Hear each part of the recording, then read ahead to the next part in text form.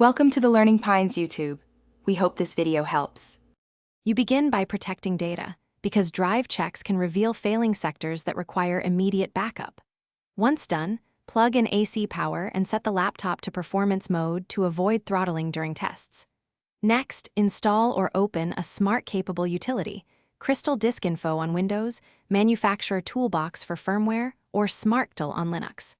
These tools read health attributes. You need them to see reallocated sectors, wear level, and temperature. That's how you determine if the SSD is healthy or failing. You'll run diagnostics next, and you should start with a smart read to get reallocated sectors, pending sectors, power on hours, and media wear indicators. Once that shows baseline values, launch the manufacturer's diagnostic short self-test. If anomalies appear, run the full test to locate bad blocks. At the same time, check firmware version because many issues are fixed by updates.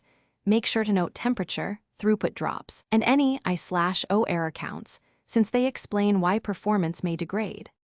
You finish by applying firmware updates, and if you plan to reuse the drive, consider a secure erase only when you're reinstalling the OS. Secure erase restores performance but destroys data. Once done, recheck Smart to confirm improved metrics and migrate to a replacement if critical counts persist.